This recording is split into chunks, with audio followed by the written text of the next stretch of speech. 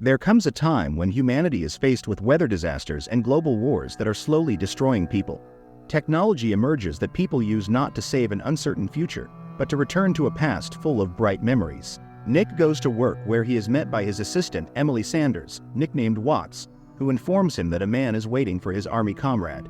The man lost both legs in the recent global war and comes to Nick to use the technology that allows him to return to the bright past, left only in memories. After all, few dream of the future now, as cities are flooding and the world is full of war. The tank was originally a tool for interrogation, and then became a means to relive the best moments of life over and over again. Nick plunges the man back to a time when he, healthy and cheerful, played with his dog on the lawn outside his father's house. After coming to his senses, the man tries to pay with a new synthetic substance, but Nick provides his services to his friend for free because their establishment is a success. Who doesn't want to visit the past and see dear and close people and live the best moments of life? But there are those who abuse memories.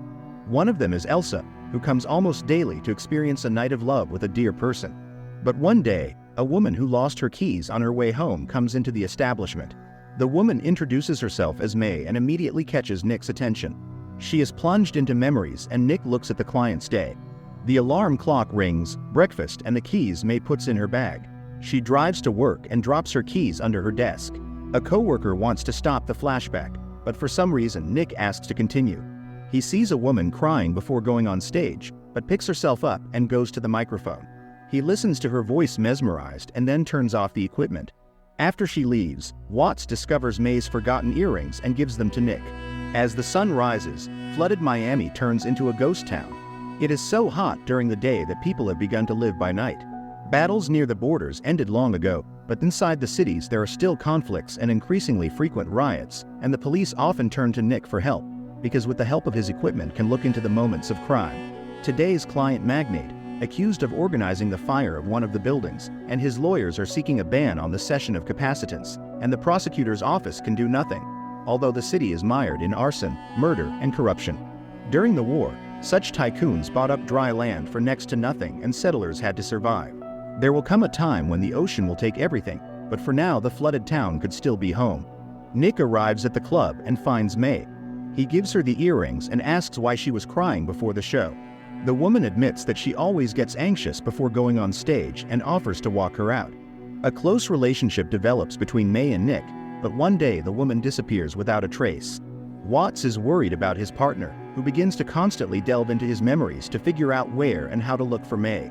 The colleague is trying to get the man to return to his life because their business is starting to fall apart. There are new technologies, clients are leaving. Even Elsa disappeared somewhere and does not come for several weeks. And he spends every day in a reservoir of memories. He tries to forget her, but she won't get out of his head. One day, he remembers sharing with her his terrible memories of dying in the surging waves, and she sympathized and understood him. He bypasses the establishment where they might have known something about her, but he gets the impression that the woman never existed. And the more he learns about her, the more he doubts that he ever knew her at all. Again and again, he goes back to the times when they were together.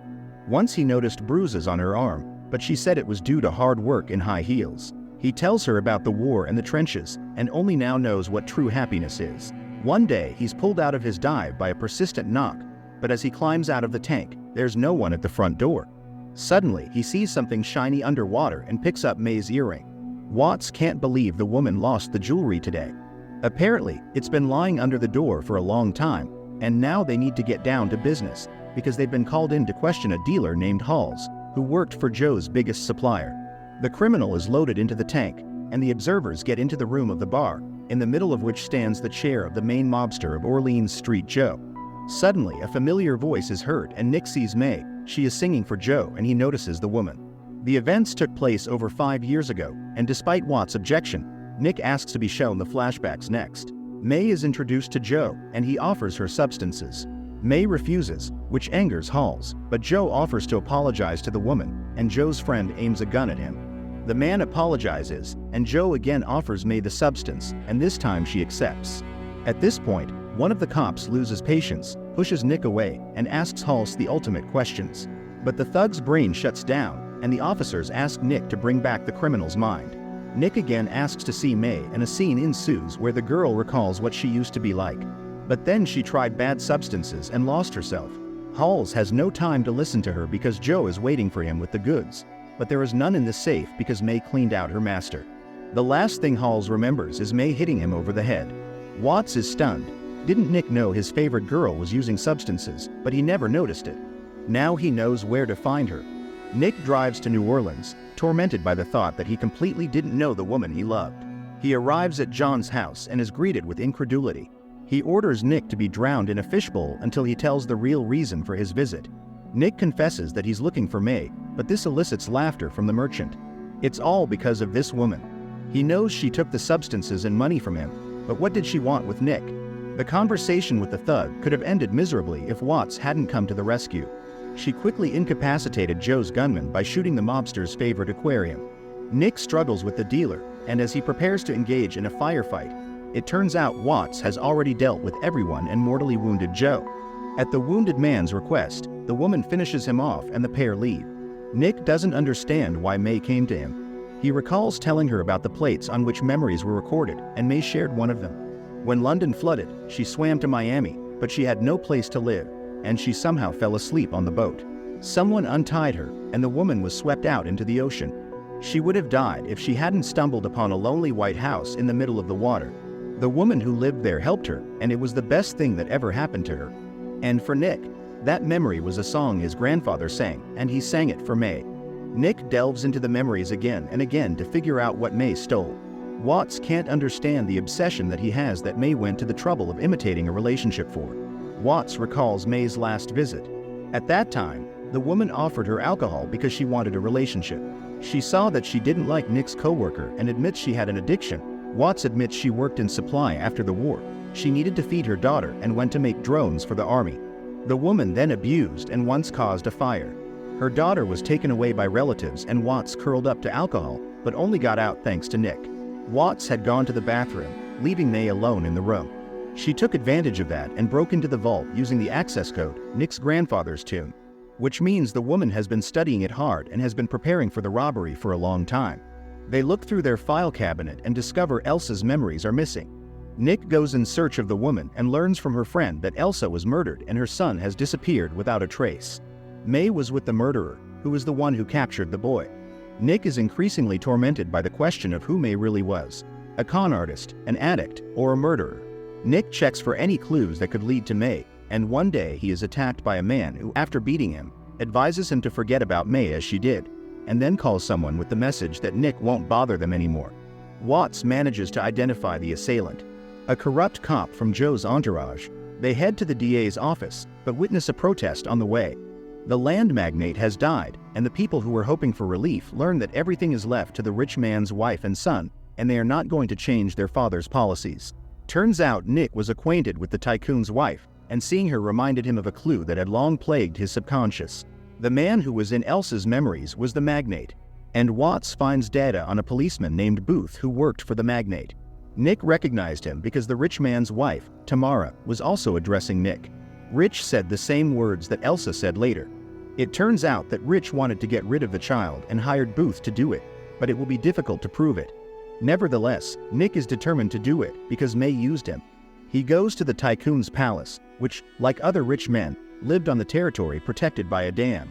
Nick is greeted by the butler and, without letting him explain who he is, hands him the hat and jacket that all the men in the house wear. Nick arrives at a room styled after the store where Tamara once met her fiancé. He realizes that Tamara has lost her mind and everything around her is rigged to her reality. Nevertheless, he tries to talk to her and asks her to tell him where Booth is. And then he opens the mirrors and the woman, seeing her reflection, comes to her senses for a moment. She knows that her husband ordered to kill the former mistress and the child because he did not want to divide the inheritance. At that moment, Tamara's son arrives and Nick is thrown out, a death he only avoids because the butler is ex-military. Remembering Tamara's words about human scum, Nick goes down to the old factory where those who have no place in society gather. Seeing a woman who looks like May, he follows her and finds Booth, who taunts him. He and May are people from another world and he will never find her. Booth jumps out the window and Nick runs after him. They meet on the roof and start fighting, but Booth jumps to a neighboring building. Nick repeats the trick and catches up with the bandit. They fight again until they end up in a flooded music classroom. And then Booth, along with the piano, falls through a hole in the floor and sinks to the bottom of the ocean. Nick dives after him, frees him from the piano, but Booth hits him and Nick begins to sink.